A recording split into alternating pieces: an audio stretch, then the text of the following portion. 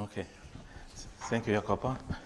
Okay, thank you, organizers, for inviting me here to Florence to give this set of lectures. Hello, everyone. Please interrupt me at any point. The more questions, the better. Is it our okay? So the topic is topology and geometry in condensed matter physics, and I added also toy models. So we'll consider very simple examples. Half of the lectures will be about quantum mechanics, essentially, and we will learn how this are, in simple examples, how these topological terms and what they are, how they work. And then we will do some applications to spin chains and quantum Hall effect. And this, of course, is a very small part of the huge subject of topological phases of matter, which was developing for the last couple of decades quite intensely. And what I'm going to talk about is pretty closely related to this set of lectures, which I posted on archive. It's also published as a part of the proceedings of the school in Calcutta in 2015. So this is the table of contents. So one more remark before I go. I'm a big fan of exercises. Some of these examples are so simple that it's much easier for you to just do it on your own than me explaining all minor details. So I will be giving some exercises. I will solve some of them here on a blackboard, but I will also give you as a homework.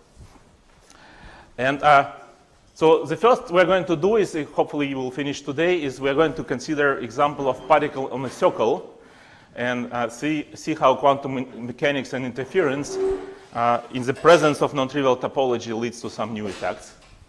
And we will introduce on this example the so-called topological Theta term.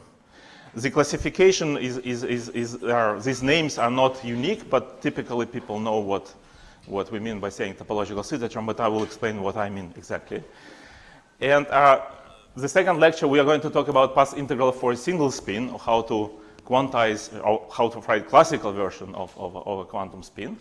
And on this example, we'll introduce topological Ves-Zumina term, which was first introduced for 3+1 dimensional series, and we are going to show how it's done in the simplest 0+1 dimensional series. And the third lecture will be about spin chains and how to use topological terms in nonlinear sigma models. And finally, quantum Hall effect, I will talk about my own work, which is of some recent, relatively recent, about the electromagnetic and gravitational responses in quantum Hall effect and how to write simplest topological terms for gauge fields. Some of these examples and topological terms you already encountered in previous lectures by Joel Moore, for example, and from the informal discussion by Andrea Capelli. But I'm going to go over in much more detail about this elementary term, about those elementary terms. So let me start with some type of motivation, which is too general, probably, so I will go quickly over it. The first thing is that in condensed matter, problem is posed somewhere differently from high energy physics. In high energy physics, they're usually interested in the most fundamental Lagrangian or most fundamental theories describing nature, how to find this most fundamental theories, to find this theory of everything, some theory which unifies all forces. In condensed matter physics, we know theory of everything. This is Schrödinger equation, electromagnetic interactions, a little bit of nuclear physics, but just a little bit. And then you know that there are electrons, protons, ions, and then go ahead and find superconductivity, superfluidity, transport properties of materials, or existence of materials. This is very complicated problems, and these are all about the emergent physics. So the physics when you know fundamental constituents, but you want to see how these fundamental constituents give rise to some macroscopic physics at large distances and long time scales. Okay, so the goal is study macroscopic emergent phenomena following from theory of everything. So my motivation goes like, so theory of everything is known. And we are looking for emergent properties.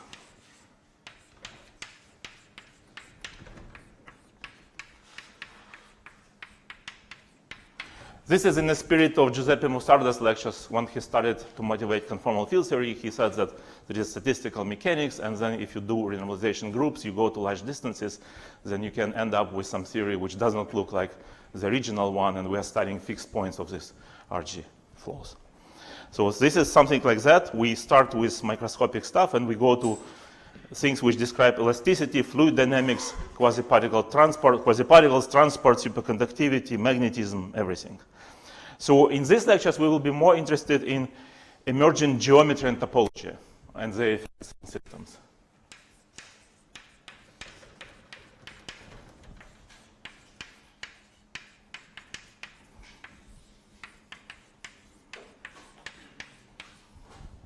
So when you start with a bunch of electrons, it's not clear where topology is, and it's not there, essentially, most of the part, but it's emergent as a result of these effective interactions. As a technical tool, we will often use effective action.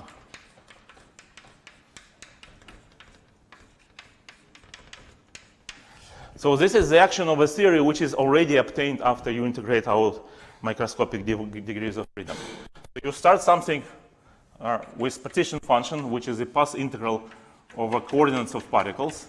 These are individual particles. There is multiple path integral over particles from 1 to n, huge number. Then you have your action, which is true microscopic action of particles, electromagnetic fields of those particles. And then you compute this action. Very often you do not compute but guess the result. But you compute this action integrating out high frequency and high momenta components of this theory. And you end up with something which can be described in totally new variables, some fields, with the action, which is effective action, which is a function of those fields. And these fields, in principle, can have non-trivial topology. Very typically, what we will have is we will have that n is a unit vector with few components, lying, for example, on two-dimensional sphere, if it's 3 components. So what we are going to do is very often we are not going to compute it, but also I'll show you a couple of computations also. But we are going to start, in particular today, from already this part, and we'll look at what kind of terms in this action one can write on on general grounds, and some of them will be topological, and we will explain what it is. So, for example, typical example is so-called O3 nonlinear sigma model, which appears as a result of thinking about quantum antiferromagnet in 2 dimensions. So then this n will be the direction of antiferromagnetic magnetization, of staggered magnetization. Okay?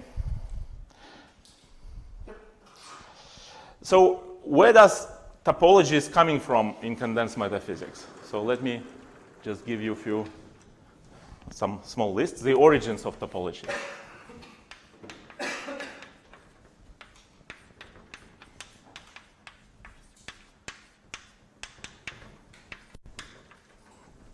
This is probably not exhaustive list at all, so I'll just give you some example. First, we can inherit topology from high energy physics.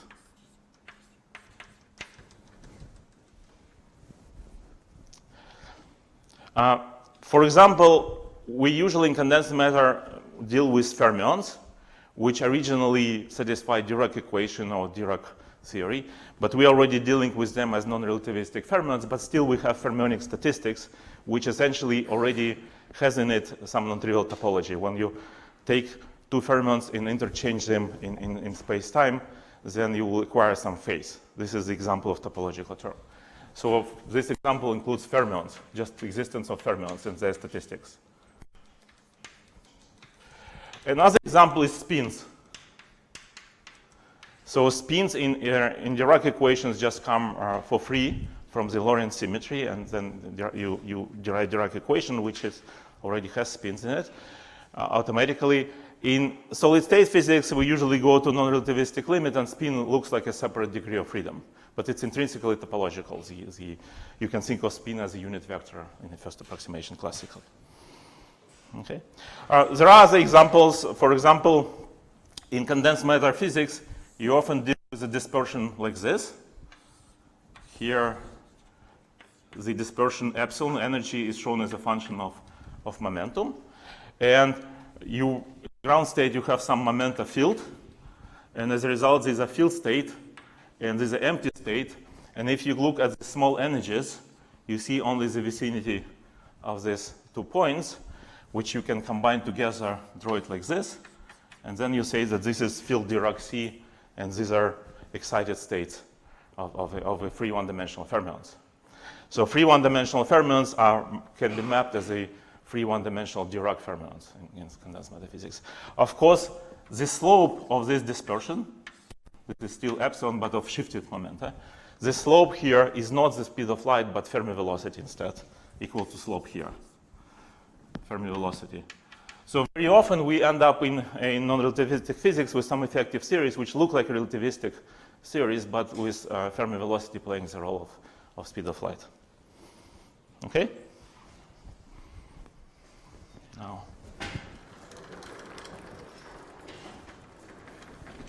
any questions so far?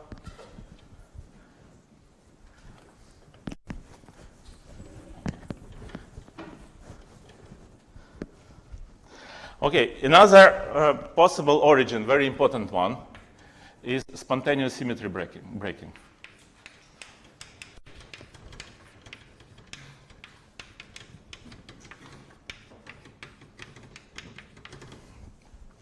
So the simple example that you know is that if you have some potential of this type,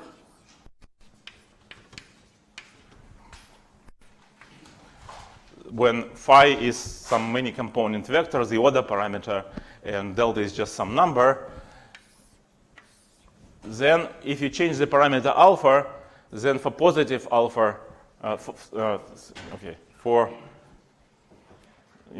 So for this potential looks something like this, right? So if alpha is positive, then at large distances it grows as a quartic potential, and at small distances, and the minima of this potential are at absolute value of phi to be constant equals to delta. The phase transition itself is delta squared change in sign. But let's suppose that delta squared is positive. So then we have this picture, which is called Mexican hat. If I write it, this is the phi direction, and this is the energy direction. If I write it properly, it will be, the minimum will be along the surface of the sphere. And as you can see, that generally there is no topology. This phi can be anywhere in space. It takes values. But if you assume that this alpha is big enough, or your energies are small enough, so your energies are like this, then you're allowed only to be near the minimum, and you're not allowed to tunnel through. And therefore, your effective values of phi belongs to sphere, with some small fluctuations in radius around it. And sphere appears as the manifold of low energy configurations. Okay, so you started with something with no topology, but putting some energy scale high up, you will see that the manifold of degenerate states is actually sphere and has non-trivial topology. And that's a very typical example. Okay, so we will write that phi is actually delta multiplied by some vector, and this.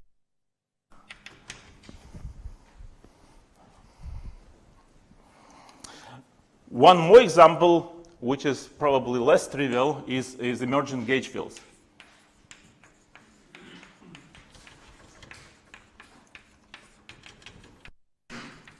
Yeah, one more comment about this example.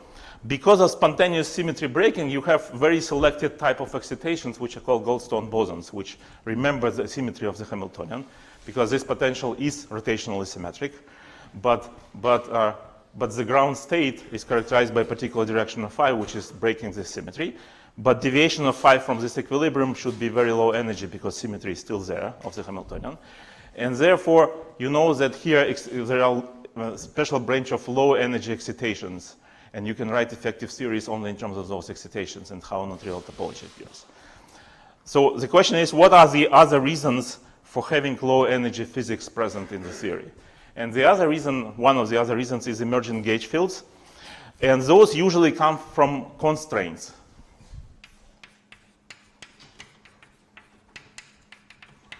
So in condensed matter physics, gauge fields are either again inherited from the high energy physics. For example, electromagnetic fields are gauge fields, and they're already there from start. But also you have a mechanism of generating gauge fields. For example, let me consider one of standard examples where one can think of this is the Hubbard model. How many of you did see Hubbard model before?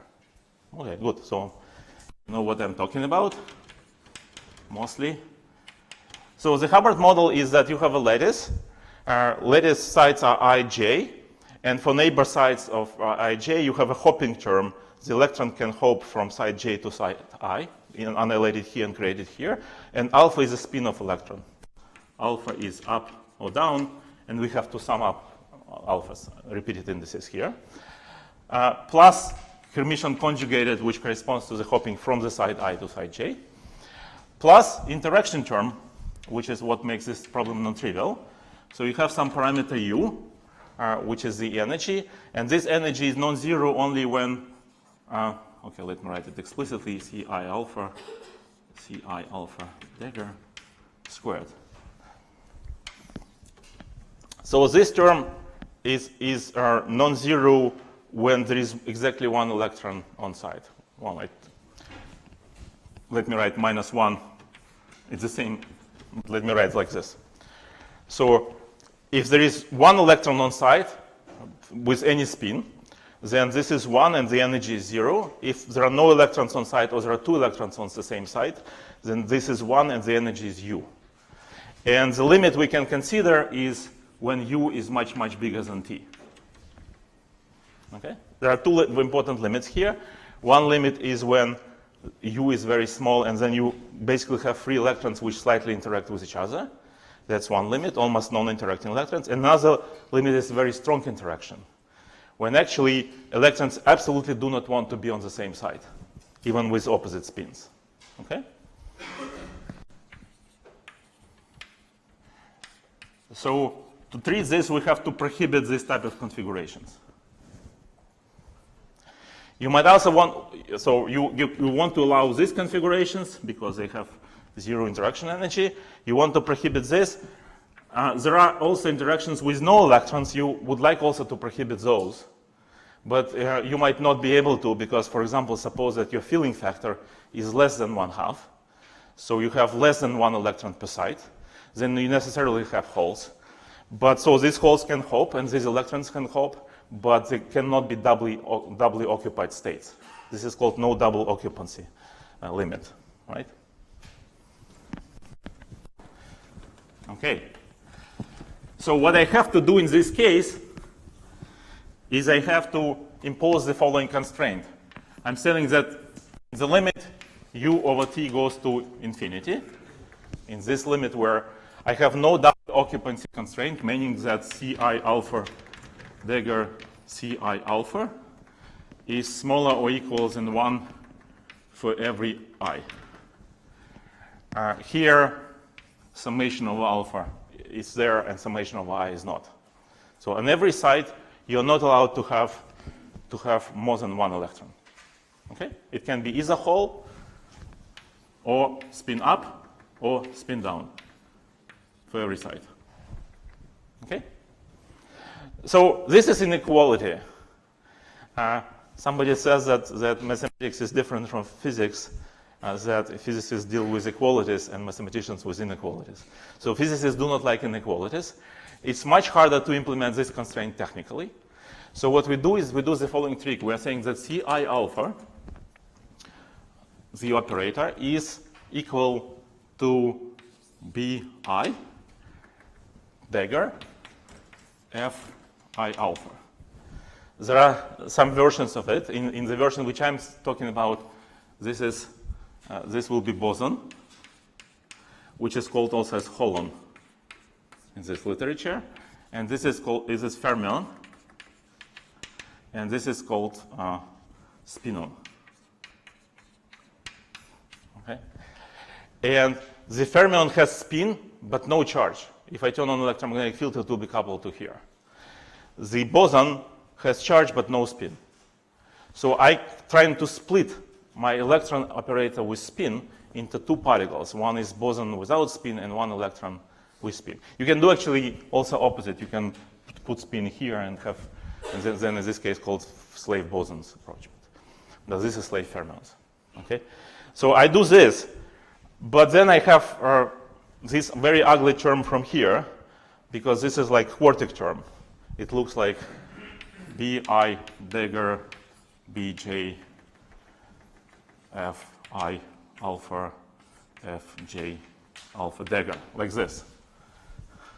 So instead what we are going to do is we are going to split it and write Bi dagger Bj e to the I Aij plus Fi alpha dagger Fj alpha e to the I Aij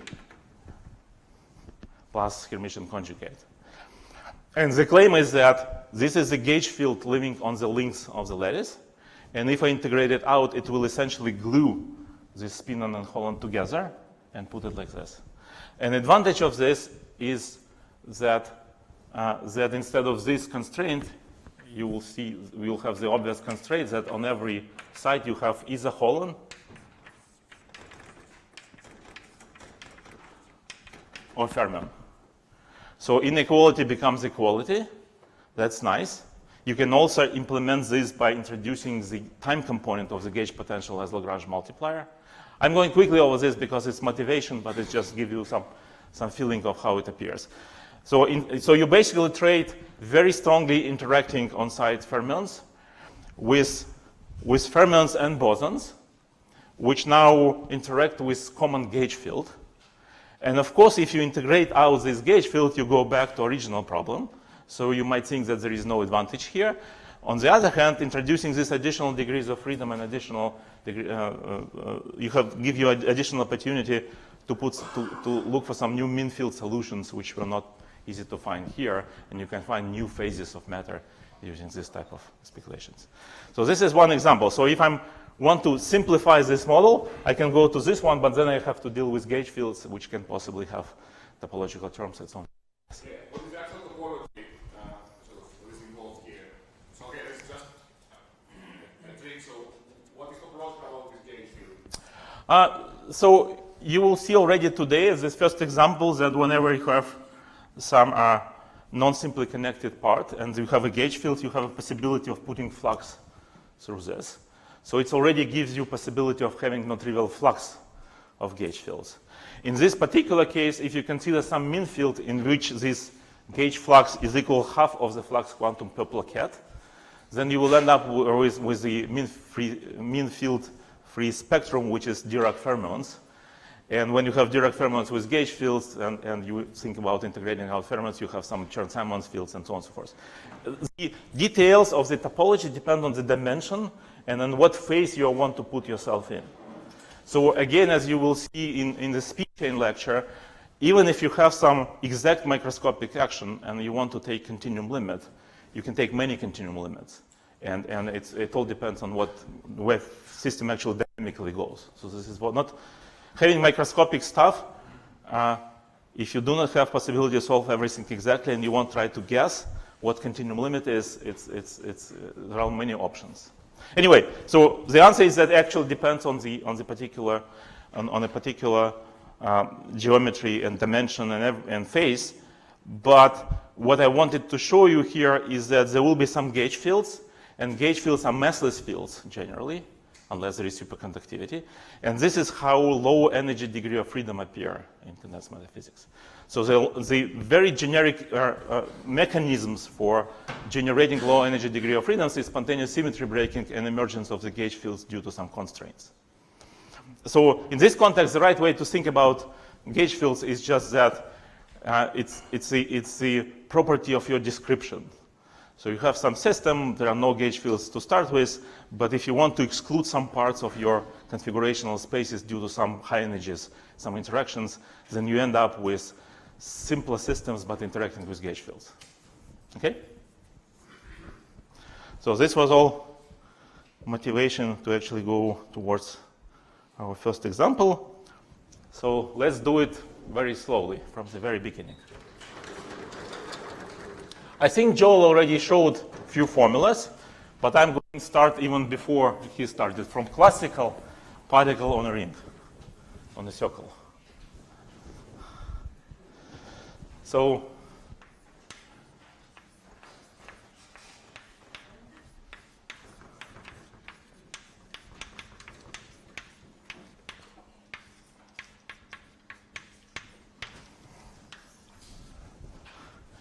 you probably didn't even bother to consider this simple example in your undergraduate classes on mechanics. But let me start. Let me start with the following classical action.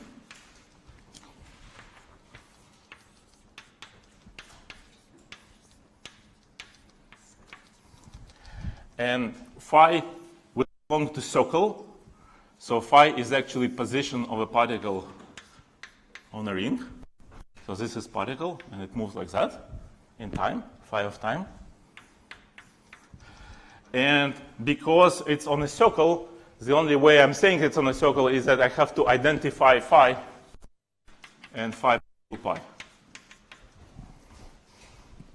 So one example is just to say that phi can take any value you want, but if they're different by 2 pi times integer, then you just consider this as the same point in configurational space. Okay? So what else? You can also add here a term, which is some constant times time derivative of phi. And this is the first terms in time derivatives that you can write. So who knows what's the equations of motion for this? Euler Lagrange equations of motion. Anyone?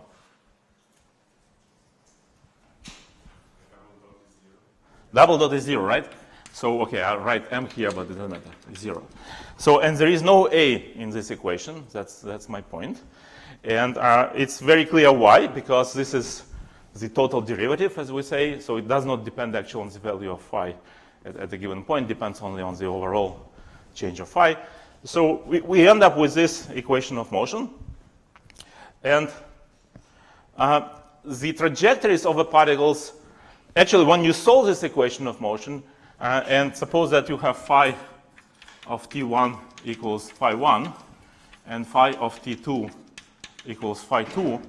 So I want to look for what in quantum physics is called propagator. So I want to take position phi 1, position phi 2, and find trajectories which go from phi 1 to phi 2 in a given time. Then it turns out that there are infinitely many solutions, right? Because you can go this way, or you can go this way, etc. So the trajectory is actually solving this problem with initial and final point fixed, characterized by winding number.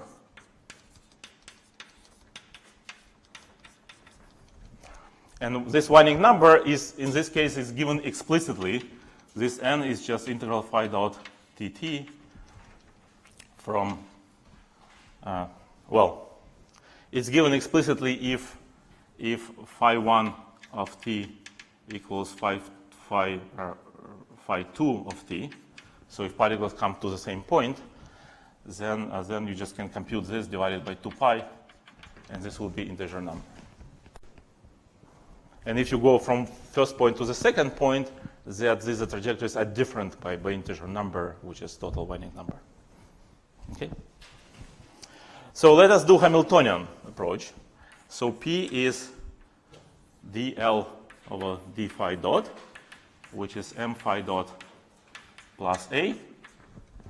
And Hamiltonian is p phi dot minus l, which produces you p minus a squared divided by 2m.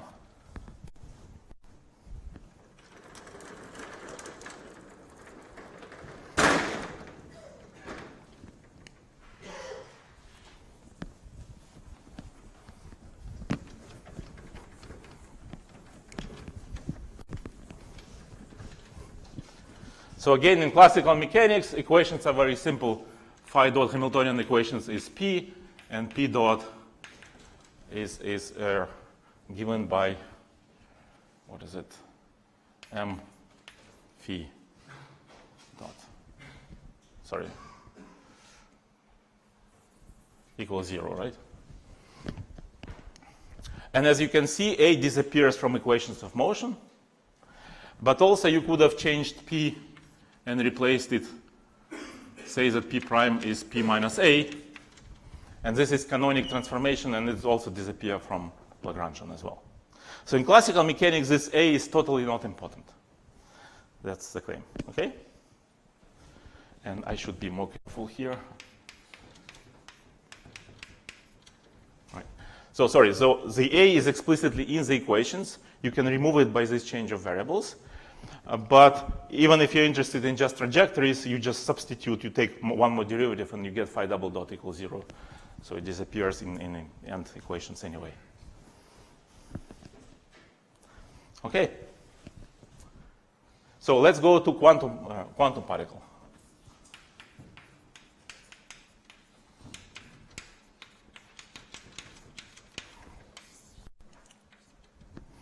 So you already saw the appearance of topology, right?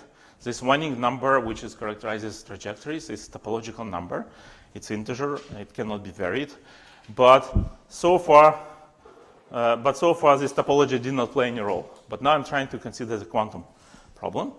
So I'm saying that now my Hamiltonian is 1 over 2m minus I d phi minus a squared. Let me see whether, yeah, I use these notations. So I will assume that h bar is 1, as well as electric charge, as well as speed of light. I will show you where they're important. So if you don't assume that there is h bar here, okay, as usual. And it's easy to solve stationary Schrödinger equation. And the solution is e to the I m phi. And if you want to normalize it as square root of 2 pi. This is eigenstate of the Hamiltonian. And eigenenergy is, as it's easy to see, 1 over 2m m minus a squared.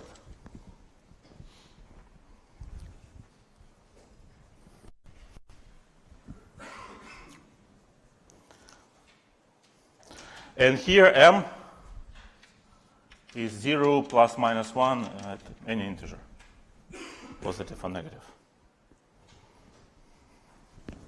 So now let me draw a picture.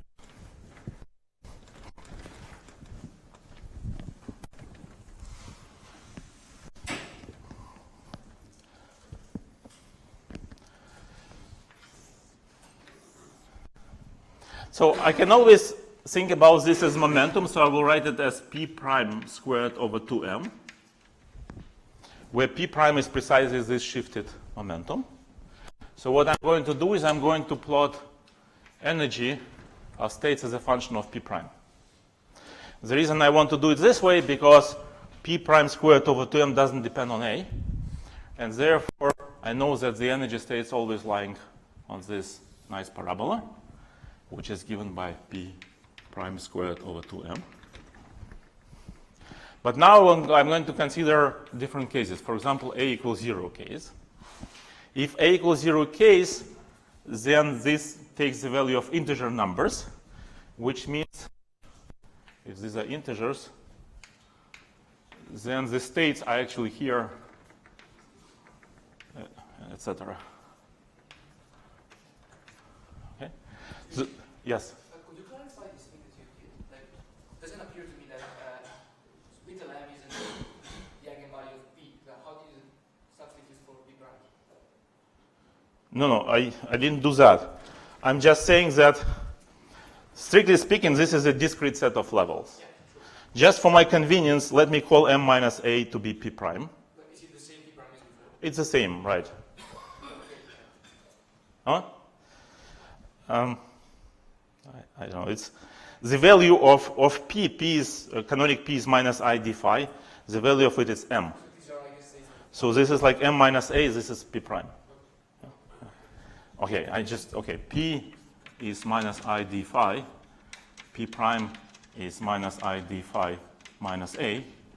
So p prime acting on psi m. Let me call it this way. Equals m minus a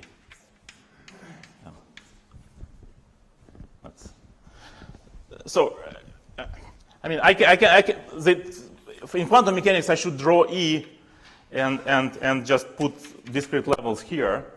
But I want also to show simultaneously the eigenstates of the momentum. And if I show it as a function of p primes, then I have this kind of base parabola. Everything should lie on this parabola because all eigenvalues are given by b prime squared over 2m. Just p prime takes different values. If a equals 0, p prime takes integer values. P prime in this case is equals to p and takes values 0, 1, minus 1, 2, minus 2, etc. But let's see what happens in two other cases. One is that when a equals to 1. So what do you think will happen? How will this picture be different from that one?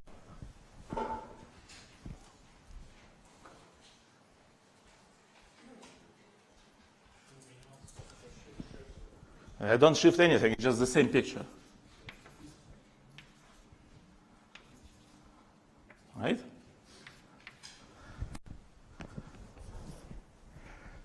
Because a equals 1 means indeed shift of these integer values, but I don't care because I plotted this value of p prime, it's the same parabola, it's the same eigenvalues. What about one more case is when a equals 1/2. And actually probably need 1/4 as well.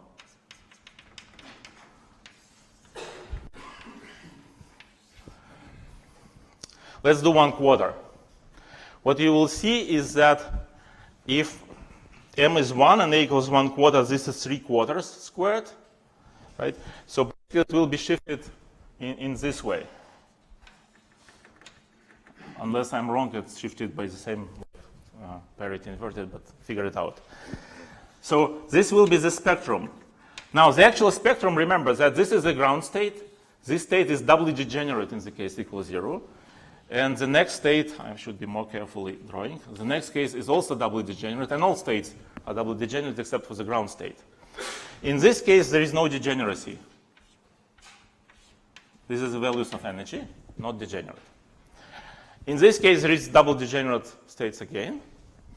And in this case, that's the most interesting one for our purposes, is that when a equals 1/2, when m is 0, this is 1/2 squared. When m is 1, this is also 1/2 squared. So essentially what you have in this case is this picture.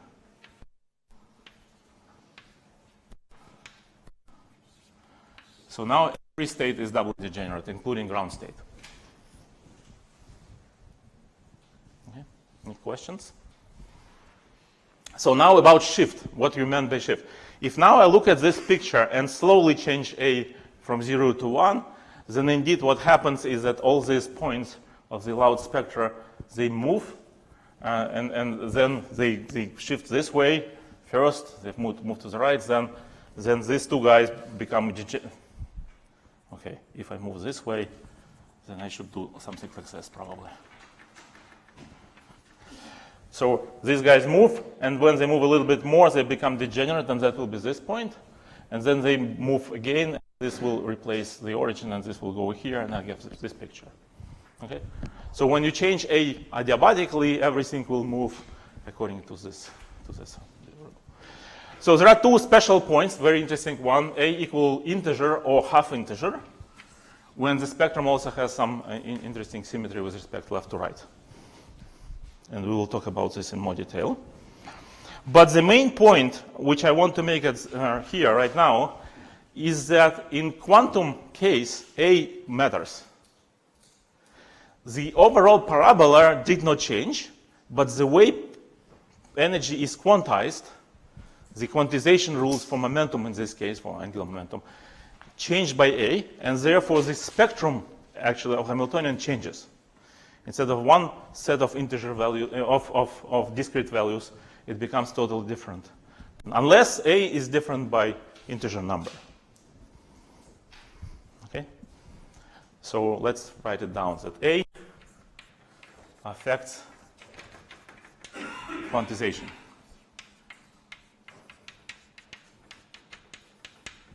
So A does not change classical equations of motion, but it does affect quantization and therefore changes spectrum of quantum problem. So now I tried to avoid this on purpose, but what is the meaning of this A? What is the physical meaning of this A?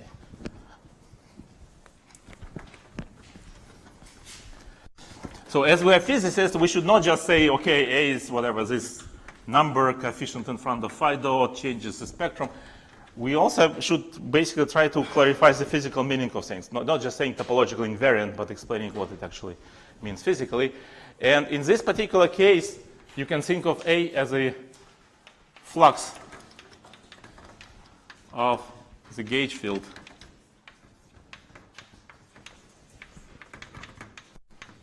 through the circle.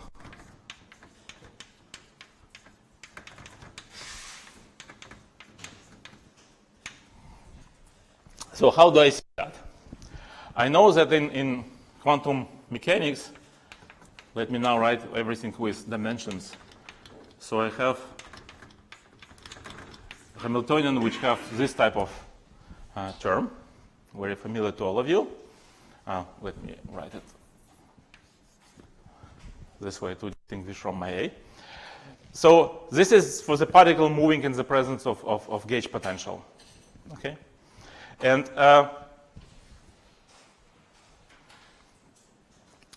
so now I want to take h bar squared out,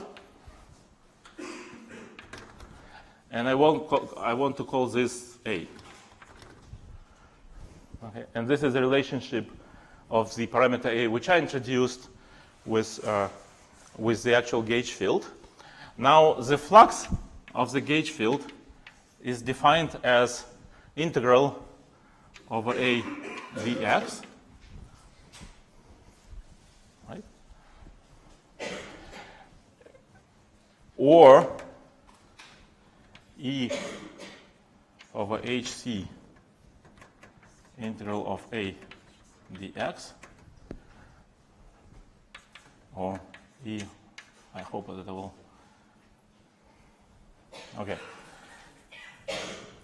So HC over E,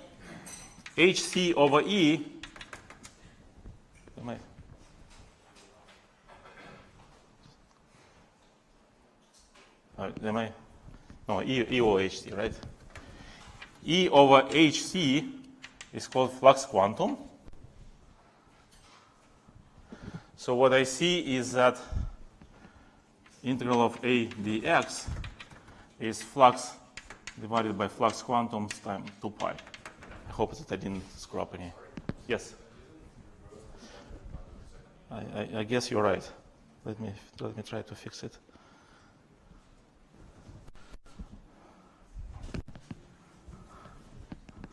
Okay. Just a second. So I have h bar here. That's true gauge field. That's correct. So flux is defined by integral of a true gauge field. That's correct. Oh, sorry. Yeah, of course. Yeah. HC over E here, because this connection means this, and then HC over E is called flux quantum, which is 2 pi h bar C over E, and then flux divided by flux quantum equals integral of A dx times 1 over 2 pi. So because I took my length there in phi as 2 pi, so and A was constant, then this was just A in my case. So A is essentially the fraction of the flux in the units of flux quantum through the ring. Okay? So you might also ask, what if this A is x dependent?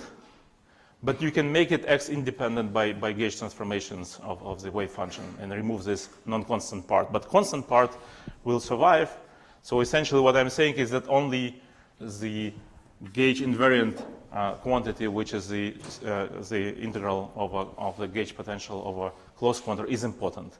But the details of A are not important. They can be removed by gauge transformation. And this is, as you know, is Aronov-Bohm's effect.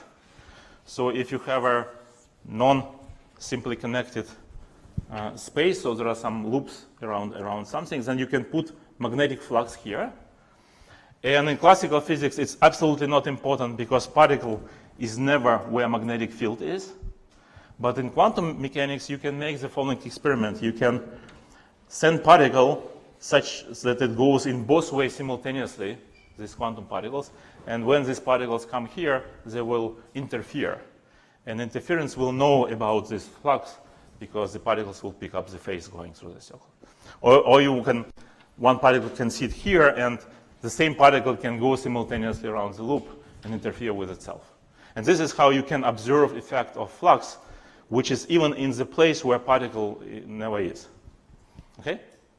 So that's Aronoff-Bohm effect. That was very deep, was a lot of controversy in the 60s because people didn't see whether it's just something in quantum mechanics which should be removed, or this is true effect, and so on and so forth, until they found experiments which confirm that. Okay, any questions? I think that's a good time to break, right? Is it the time to break? Okay, 10-minute break, and we reconvene at 11.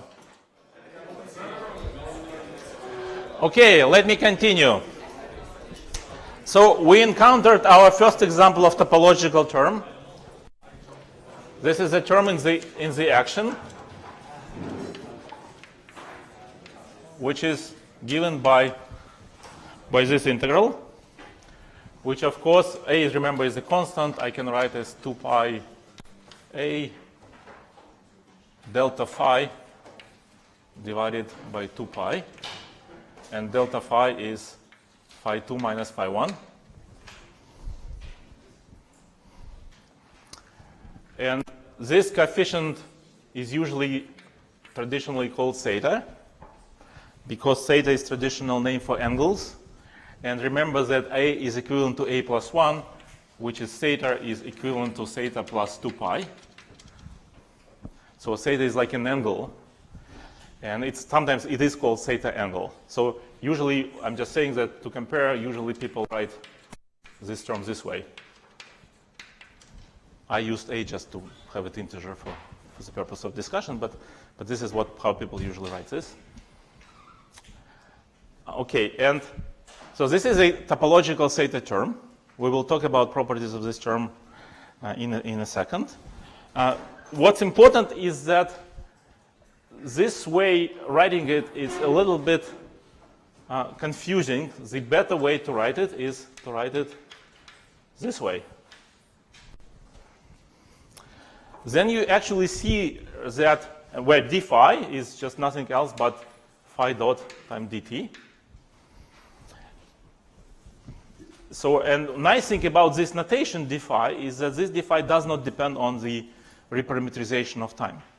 So suppose that I want to change and say that time is not time anymore, but some function of t prime in some arbitrary way. Then it turns out that phi dot will change, but d phi will not. And it's clear that this integral is just the difference of the upper limit and lower limit, and doesn't have anything to do with actually how in detail this phi evolved in time. Only initial point and final point matters. Yeah? The conceptual reaction involves two angles. The one which is purely spatial, phi, and the other which has a bit of sort of more twisted name, the topological one, which is the theta like of engagement. So in a sense, you have already included the one level up, right? Right. I understand what you say. So phi is your physical configuration space, and it has non-trivial topology. As a result, there are allowed topological terms where the coefficients are defined only modular shift by 2 pi, which we call angle, but it's really just coefficient defined modular 2 pi. And if you really think about it, and I will give you exercise to clarify this, these are related by Fourier transform, and you can think of them as dual variables in a sense. So yeah, so basically I suggest at this point not to think of theta as dynamical degree of freedom. This is just coefficient. But coefficient which defined only modular integers, modular 2 pi. Okay. Just remarks that this kind of things are called differential forms, and this is one form. Okay? And the forms is a good way to define integrals on various structures which do not depend on metric and depend only on topology. Therefore, if you don't know differential forms, please take a course. That will be useful. I will use differential forms, but I will use them as a kind of simplified notation, but they are much deeper than that. So actually, Ed Witten gave lectures in Princeton at one point, and he said that if you don't know differential forms, it's time to learn them. And he proceeded with differential forms. But anyway, so what I'm going to do is I'm going to explain how it looks in indices, but differential forms make it so much easier and more intuitive, then it makes sense to put some effort in it. So now what I'm going to talk about is the new thing, well, which is the same quantum particle, so quantum mechanics of a particle in a circle, but I'm going to do path integral formulation.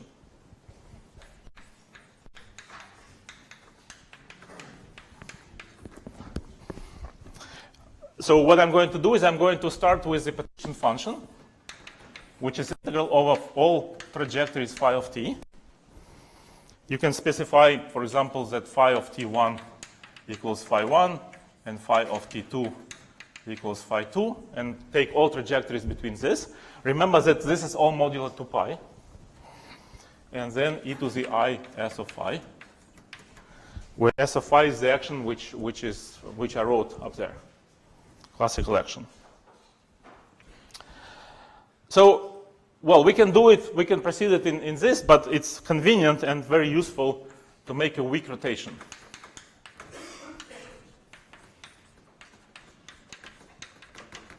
And to go to Euclidean time tau, which is related by imaginary unit with actual time. Then let's see how it works. Let's start with this term. And that's equal I integral dt, d tau, sorry. And phi dot squared so I will write still as phi dot squared over 2, but here dot means tau derivative. Okay? And this is it, right? What I did is I replaced t to minus I tau. Okay? So I get minus I here. But because this is square and there is imaginary unit there, you get another minus here.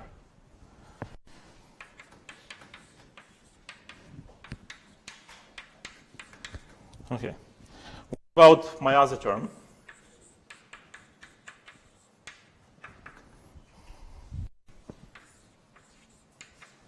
Any guess? What will happen with this term? It's absolutely the same. Just remember that dot here is the d tau phi, and here dot is dt phi. Why is it the same? Well, obviously to do it, but one deep reason for it the same is that we just said that it's invariant with respect to reparametrization of time. And multiplication by I is some kind of weird but still reparametrization of time. Because this algebraic property is that this form actually doesn't change. So what we do is that we write Euclidean action, which we write that as integral of phi of tau. Okay, and then we write here minus Euclidean action of phi.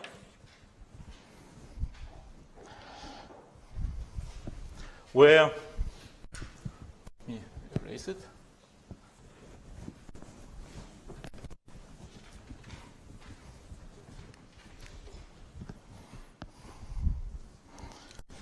Where Euclidean action is integral d tau m phi dot squared over 2 minus I a phi dot.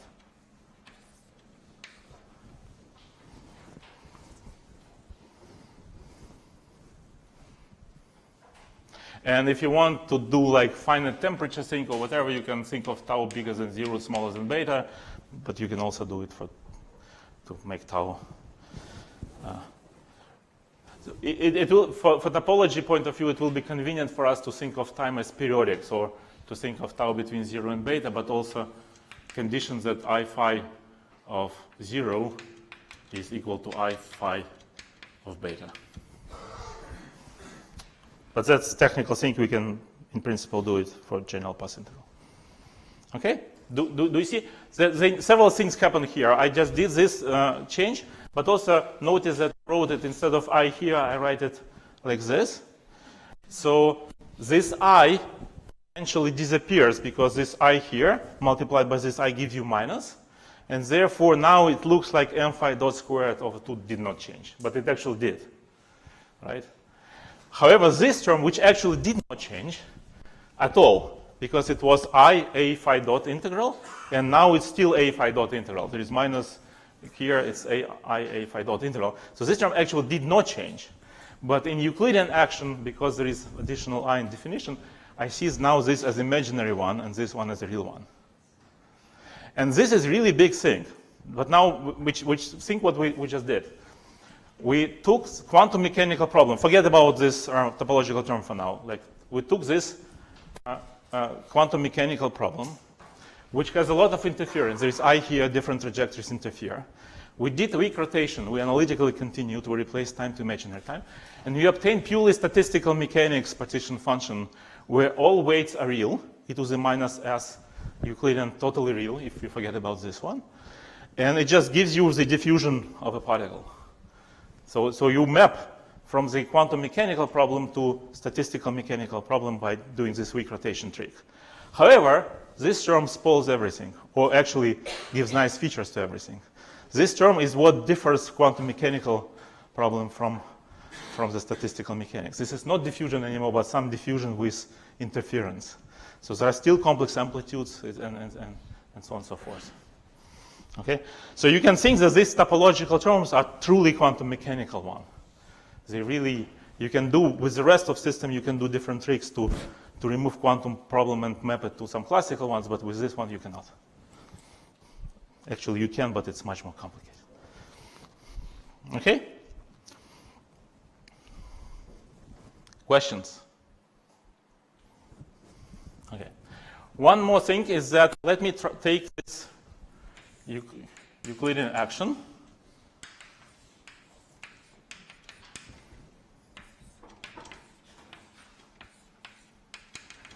And let me write it in this interesting form. So first sum, right?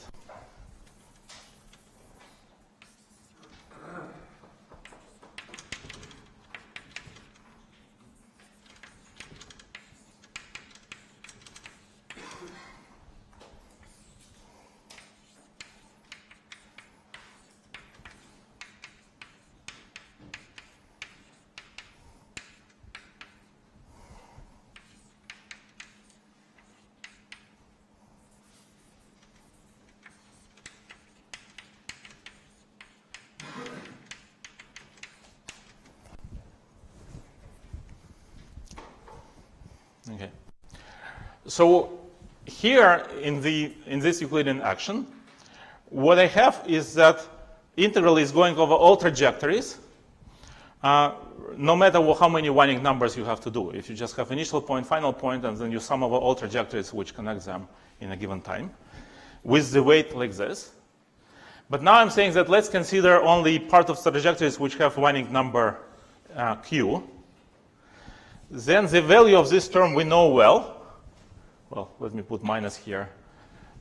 So remember that A is theta over 2 pi. So the integer winding number should be multiplied by 2 pi A, which is theta. And then here I already fixed the winding number. So I'm looking only at the trajectories here where phi between 0 and beta changes by exactly 2 pi times integer q. So here they are arbitrary, but here I split it, my integral over all trajectories, into sum over topological classes characterized by integer winding number q, and independently pass integral within every topological class. Okay? So it was only limits of the integral, the time integral? Here? No, the one on the exponent. Here? Yes. From 0 to beta, sorry.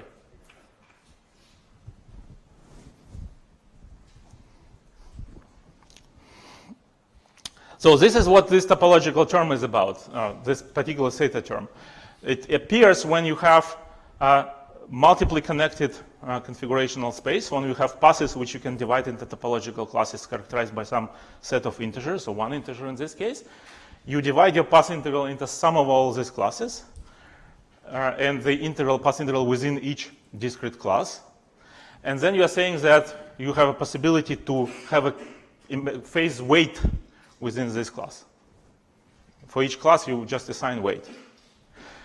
Notice that in classical physics, there is no such parameter at all. Yes? Even Fourier series there. It is. It is. It is. It can be more complicated than Fourier series when it's like Fourier series in high dimensional sense, but in this case, it's just Fourier series, essentially. Yes. So basically, this is what's going on here, is that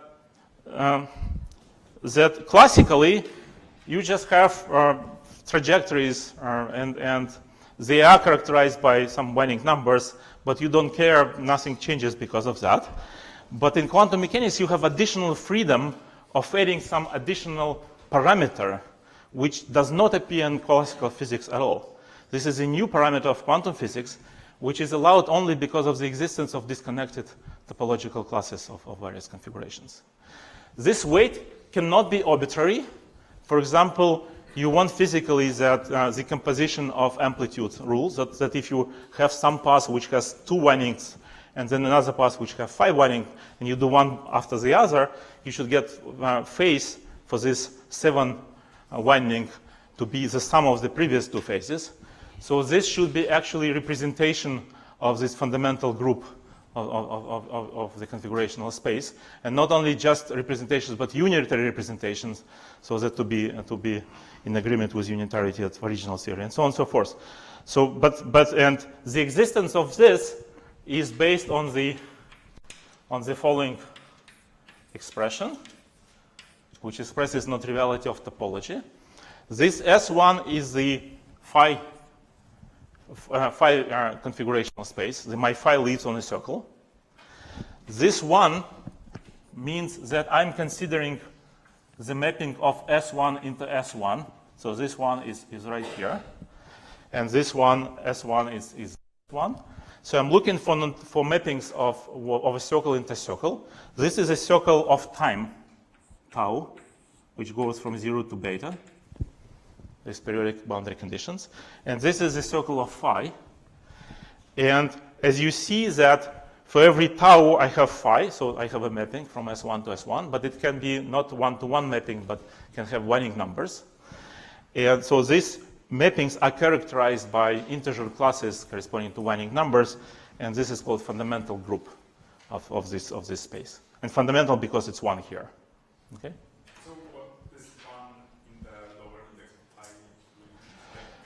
In topology, there is one powerful way of thinking about topology of different manifolds. Suppose that you have manifold M and manifold M. And the true way is to compare M and N in topology and to say whether they're equivalent or not, whether they're homomorphic or not, is to try to think whether there is a continuous deformation of M into N. And that's a hard problem. But you can have some simpler tools. For example, you can take S1, which is a unit circle, and map it into M, and think about what these mappings, what are topologically distinctive mappings of S1 into this manifold are, and just list them. And then you can take S1 and map them into this N, and look at the topological classes of those mappings. And then you compare these two. If they're the same, if they're different, then the manifolds are totally different for sure. If they're the same, it's not yet enough. You have to consider other things, many other things. But this is at least one criterion of being topologically distinctive. So instead of then thinking about M and N, we just, for every M, we think about the topological classes of the mapping of one-dimensional circle into M. And we call this pi 1 of M. Okay? Fundamental group. Now, of course, I can continue and say that suppose I look at mapping of S2 into M and do the same. And these are called pi 2 of M. Yes? Could you give us a concrete example of these two different mappings from S1 to the M of n or n? So could you give us a Sure. Yeah. For example, M is two-dimensional sphere. Then you map S1 into S2, which means you consider closed passes on S2. And every closed path on S2 can be contracted to point, to trivial mapping. So we say that pi 1 of S2 is 0. Then instead of S2, you have a circle. Then pi 1 of S1 is characterized by integer numbers, which is one number. Then you can take torus. Then pi 1 of two-dimensional torus is actually characterized by two integer numbers. So one number around this one and a one number around this. And they all, these things, you cannot deform one into another. So this is, you immediately say that unit circle, torus, and sphere are topologically different manifolds, which is in this case kind of pretty obvious, but you definitely believe me, there are more complicated examples. But, so, and if they are the same, look at the pi 2. Pi 2 might be different, and so on and so forth. How to classify all invariants of these manifolds? This is really a huge problem, but at least you have necessary condition for this. It's necessary for this manifold to be equivalent, so that the all homotopy groups are the same. So these are called homotopy groups. Okay, I'm getting disorganized.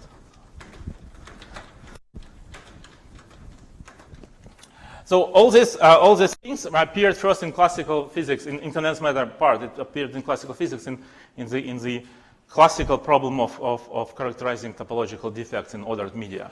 That's even before the stuff I'm going to talk about. I'm going to talk about quantum interference because of that. But even if you just think about that, like take liquid helium-3A, what are the topological defects or textures I allowed in this and so on? Yes.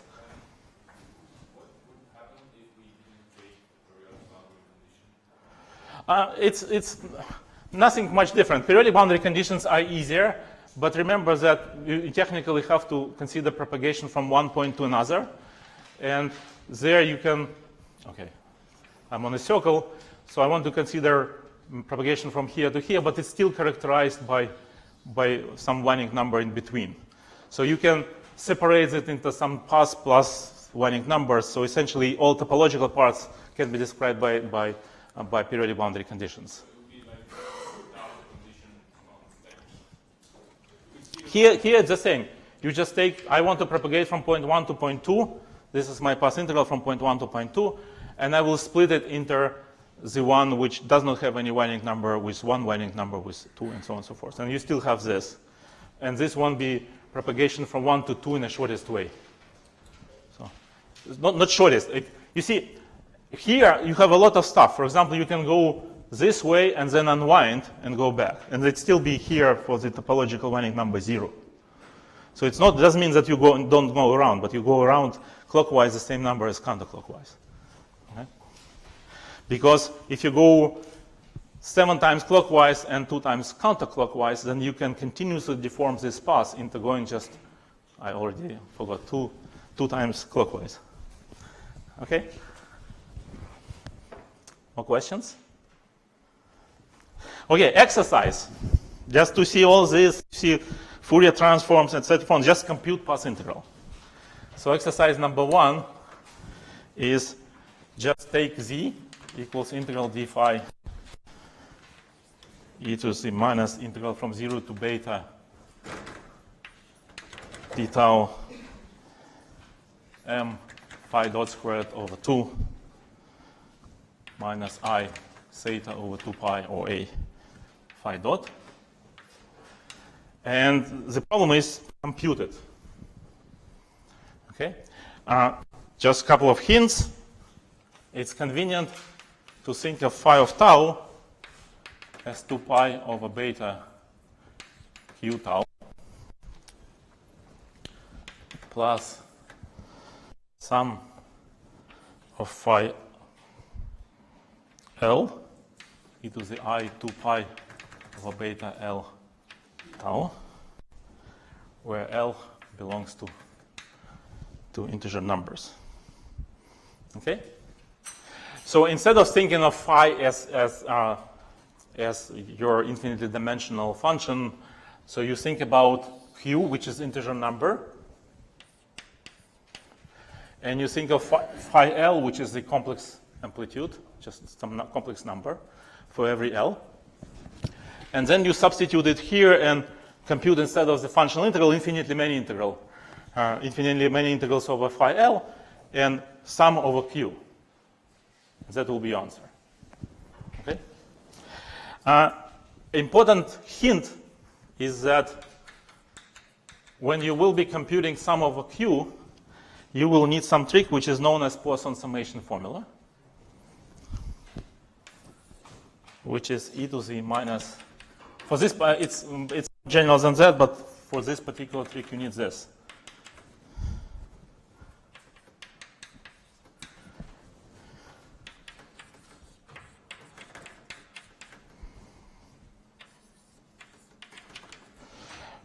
Yeah, oh, by the way, sorry. Of course, the problem is not just compute, but compute and find energy spectra for this problem. So we solved it using quantum mechanical way, but now just do it in the path integral way, just to show that it's the same.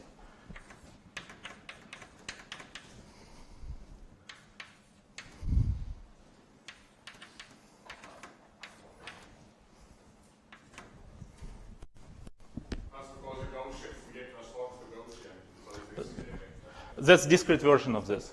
Yeah, yeah. It's generally it's called Poisson summation formula, which is not this, but if you apply Poisson summation formula for function which is Gaussian, you will get this.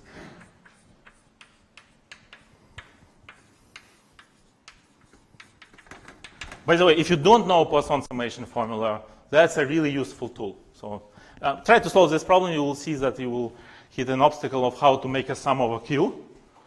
And this is how you do it. Okay.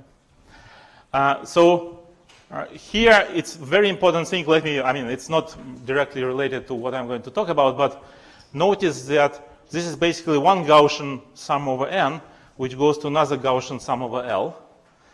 But here coefficient is a, and here coefficient is 1 over a.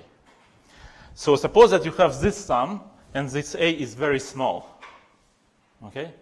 Then what it means that this sum is dominated by many, many, many terms. They decay very slowly. But when you do rewriting of this type, then you see that 1 over a is actually huge. And this sum is dominated by just a couple of terms in L. So instead of just really huge sum, you will get some sum of 1, 2 terms.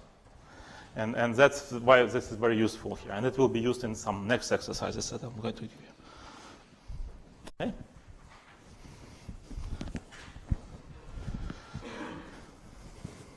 Any more questions?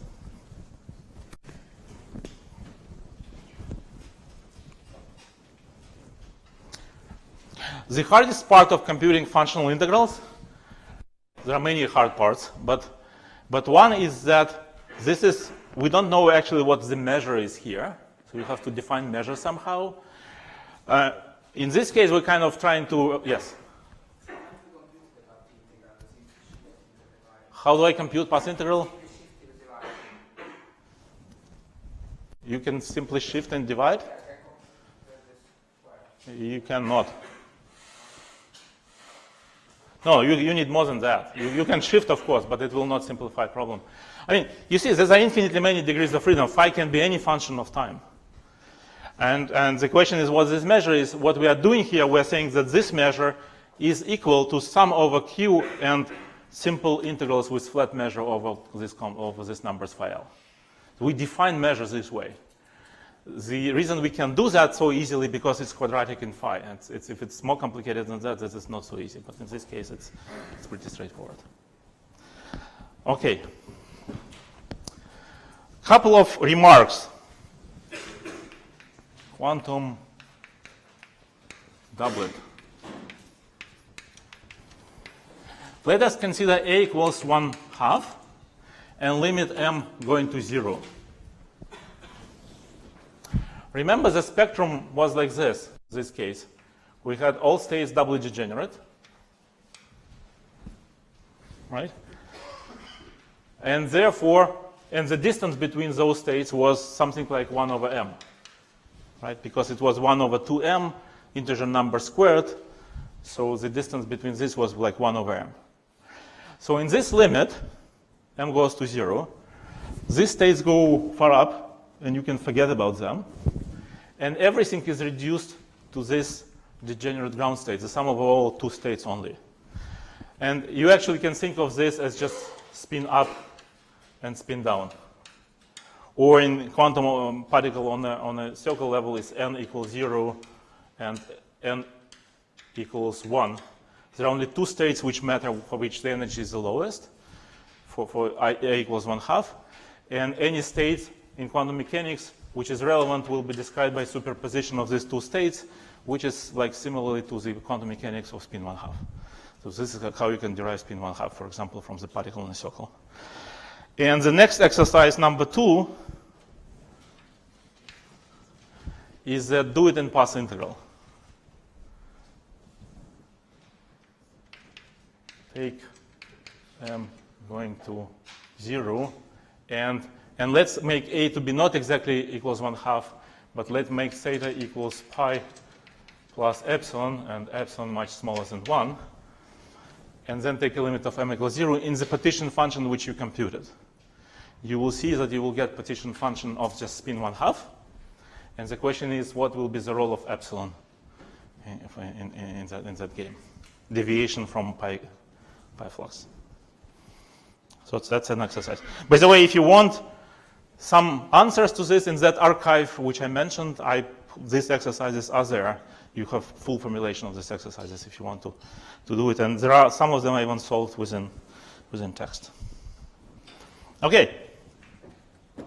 Questions?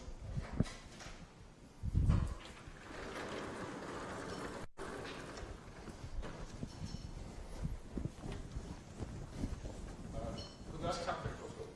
Is there any way to say anything about the spectrum judging from this particular partition function? Let's say that we are lazy and don't do the exercise, let's say. Is there a way to see through what the spectrum would be sort of just on this form? Is there a more general? I understand this kind of lazy. Well, one way is just basically we did it already. This quantum mechanical calculation is simple, right? Sure. So what you can do is you can actually try to repeat that using path integral. For this, you have to go from phi. So there are a few formulations of path integral. This is like kind of the standard path integral. There is also a concept of phase space path integral. When you want to integrate not only over phi, but also over p, such that p equals phi dot. And instead of action, you write phi dot minus your Lagrangian, which is like Hamiltonian, which depends on p and phi in general. Right? And so instead of doing this, where phi dot comes squared, you do the one where every derivative is linear. You have p and phi. And then here you have 2 options. If you integrate over p, you get this. If you integrate out phi, you get this simple partition function of a spectrum immediately. And this is actually these dual variables and this mutual Fourier transform. This is how it plays. This is also a good exercise. So in next edition of my lectures, I'll include this as an exercise as well. Okay. Does it answer? Yeah, so here in a sense we are solving the more complicated version. We're going to this variable which makes it harder to compute, like it's more or less complicated depends on your parameters. If mass is huge, suppose that you have some potential in addition, and the mass is huge. Then Weinink number doesn't matter. Particle never goes around. It goes straight one. And then this one is very simple. Everything is done by WKB, and classical description in terms of phi evolution is the best. Okay? if m is small and particle actually does a lot of winding numbers, that it's much easier to go to dual variables and solve it in dual variables. And this is very general issue that if the problem can be formulated in two different and non-trivially connected ways, then very often for some set of problems you use it one description, for the other use another one. More questions? Okay. So, okay, full derivative Stroman topology I already mentioned. Okay. So let me say a few more things. So why do topologists consider pi n of m, which are the topological classes of mapping of n-dimensional sphere in arbitrary manifold M? Why are they so concentrated much on spheres? It turns out that this is because, in addition to just saying distinct topological classes, you can actually put some group structure on this. That's why they're called homotopy groups.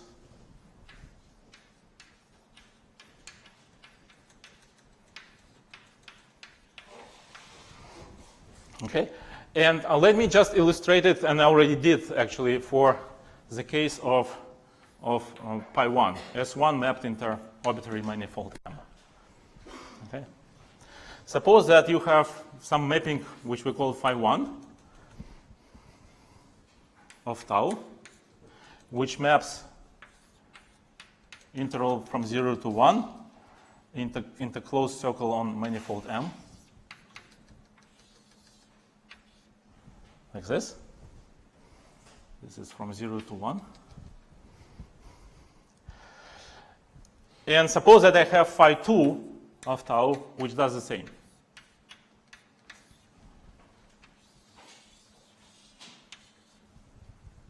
Okay?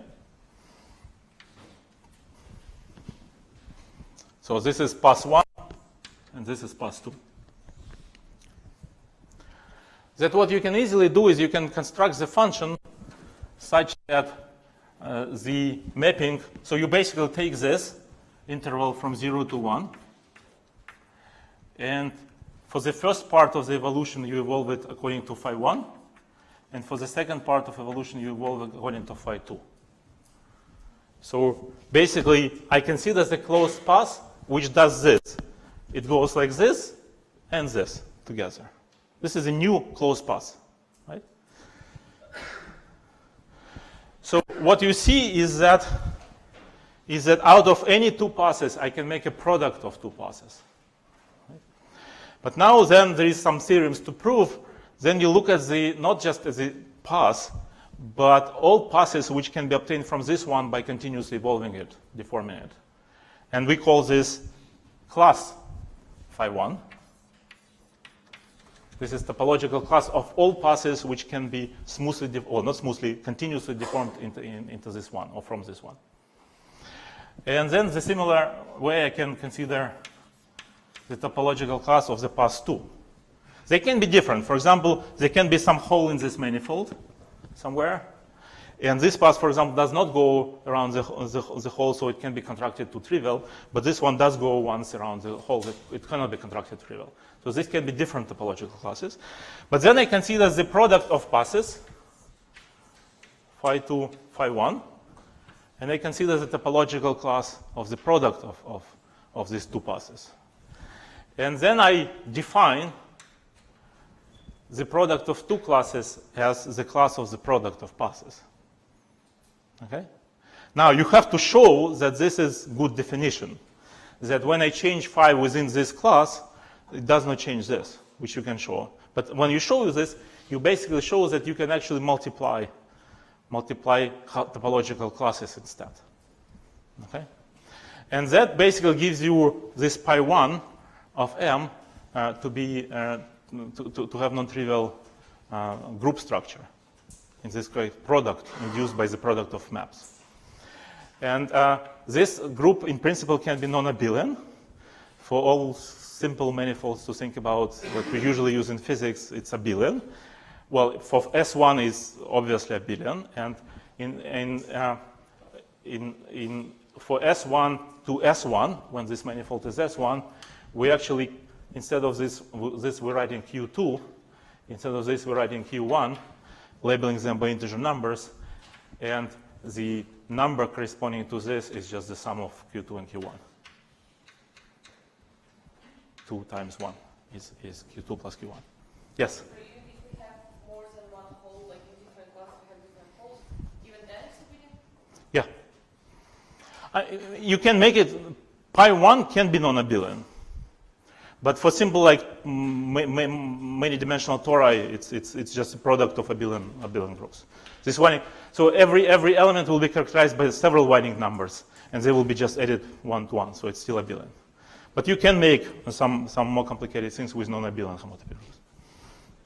They almost are not used in physics except for some liquid crystals. Yeah. In this case, we constructed two paths which have a common point.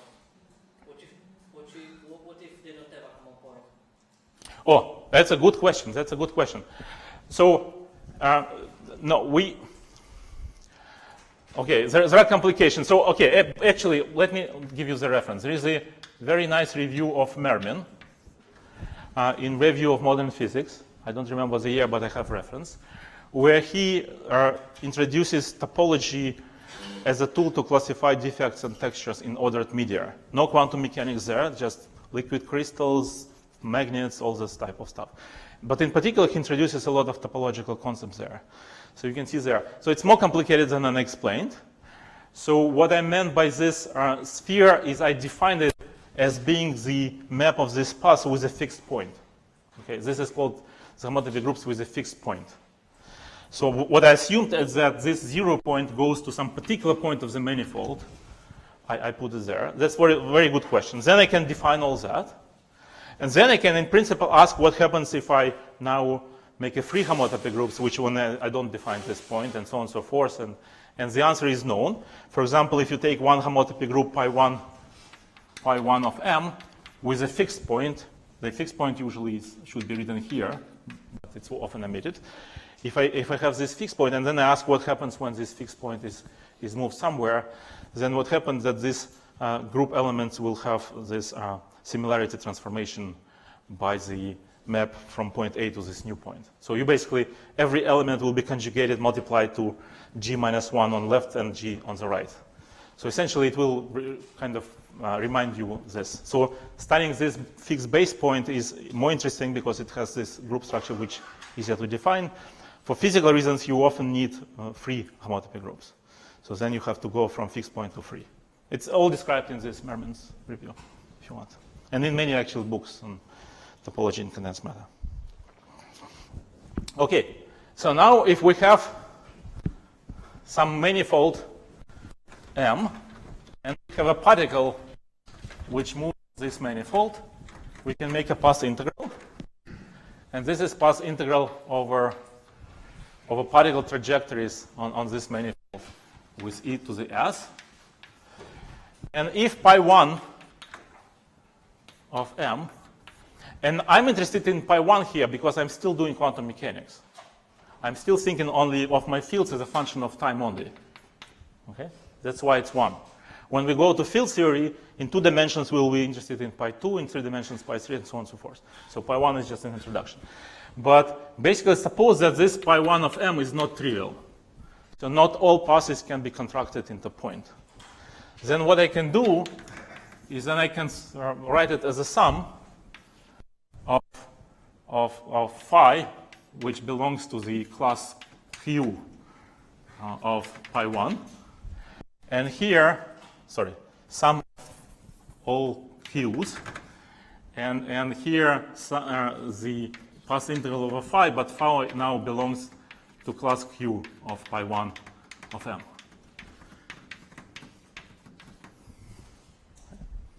So just so far, so I take classical action, any classical action. I just say that, okay, if it has non-trivial loops which are not related to each other, then I can split my integral over sum over these classes of these non-trivial loops. And within each class, I sum of all trajectories within this class. Okay?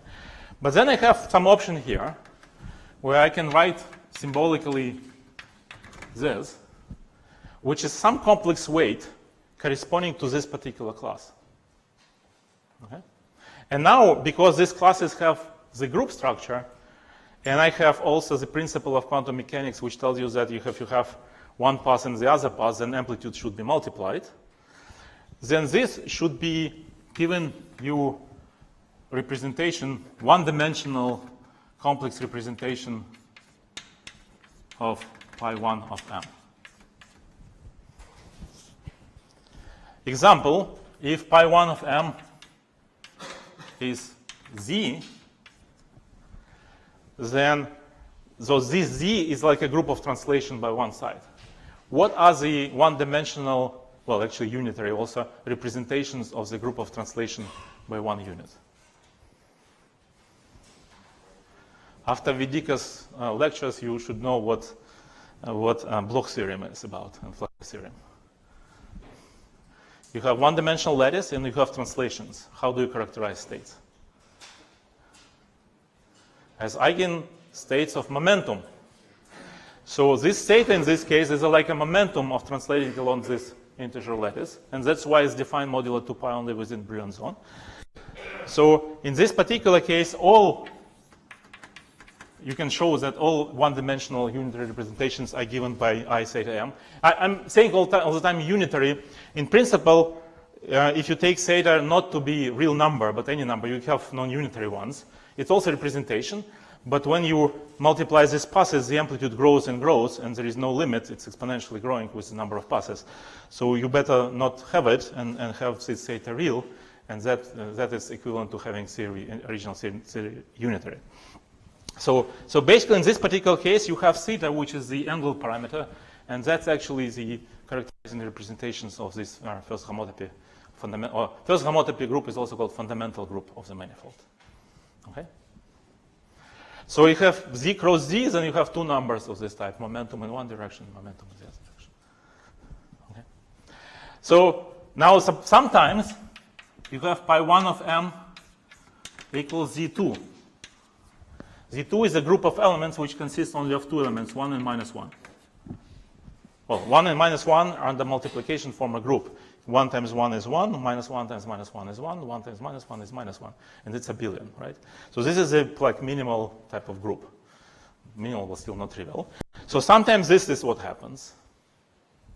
So you have some manifold such that all passes can be divided into two classes.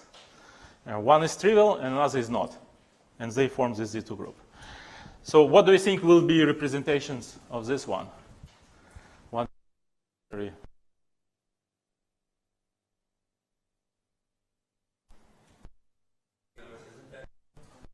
It will be actually characterized by e to the I theta as well, but theta will be taking value only 0 and pi.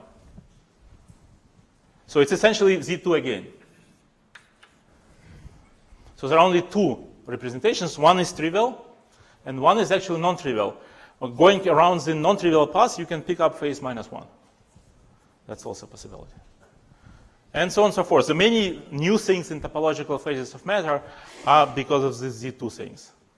It turns out that this Z, many of those Z's cannot be generalized to high dimensions, but Z2 can. But that's a separate story. Yes? For integers, why don't we have any additional constants there where we expand over here? Here? What do you mean additional constants? Like, for example, if I think of Fourier expansion, right? I have Cn and then the basis kind of.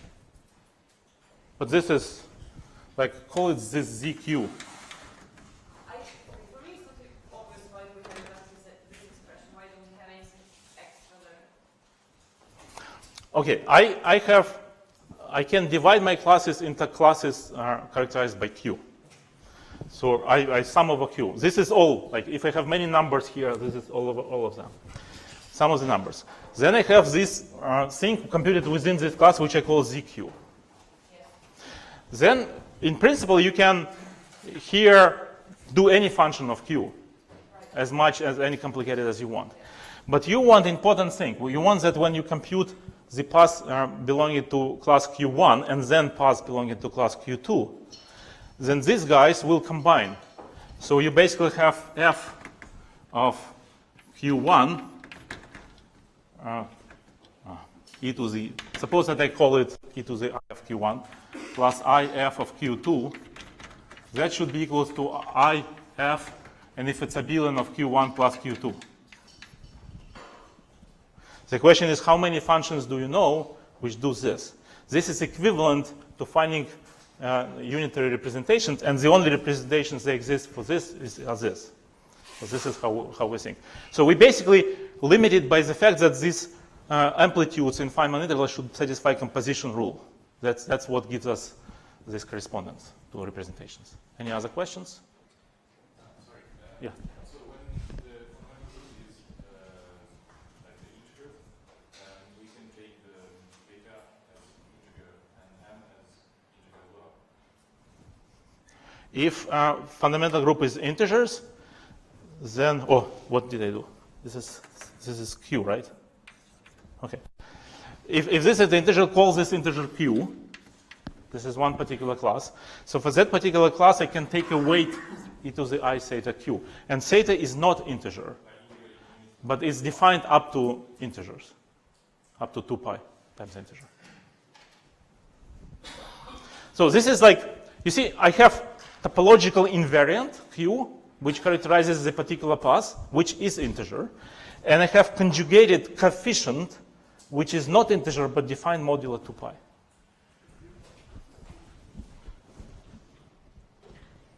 And I, unfortunately, out of time at the most interesting part. Okay. So next lecture, I will start with listing, like I'll collect all these small pieces and I will list general properties of theta terms. But let me give you before the end, 2 minutes, 3 minutes, the definition of what I mean by topological terms generally. Because I'm not sure that in many places you will find actual definitions.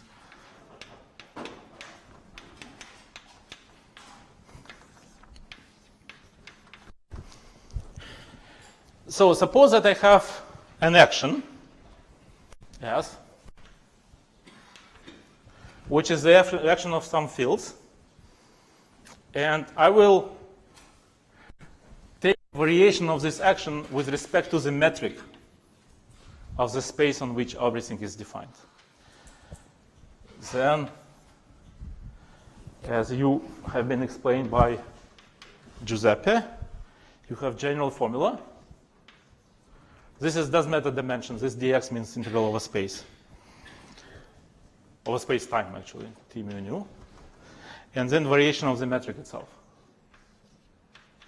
Remember that the metric is when you have the length, which is defined as g mu nu, dx mu. And this is the definition of stress energy tensor.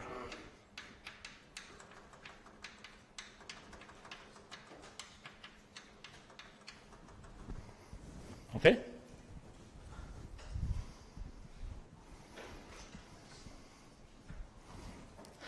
Intuitively, you should understand that if you're trying to reparameterize time, to do something with time, remember the time translation generated by energy. So these components associated with time transformations are the ones associated with energy. The ones with space transformation associated with momentum. So it turns out that this is precisely stress energy tensor. And the conservation of this tensor corresponds to conservation of energy and momentum. This is the formal definition. You start with some action. You write it on a curved space characterized by g mu nu metric. You make variation with respect to g mu nu. You see what pops out here. This is your stress energy tensor. Okay? Now, we are interested in the actions such that variation of the action with respect to metric is 0. And this we call topological action. Okay? Example, so that you see that it exists. Phi dot dt is not sensitive to reparameterization of time, so not sensitive to the metric in time space. So variation of this will give you 0, etc., etc. So this is topological term. Why do I say term? If the whole action satisfies this, we call it topological quantum field theory, TQFM. This is theory which is insensitive to the metric. It knows only about topology of the space, not about the metric. About curvature, does not know anything. It knows how many holes in your manifold, but doesn't know how curved it is.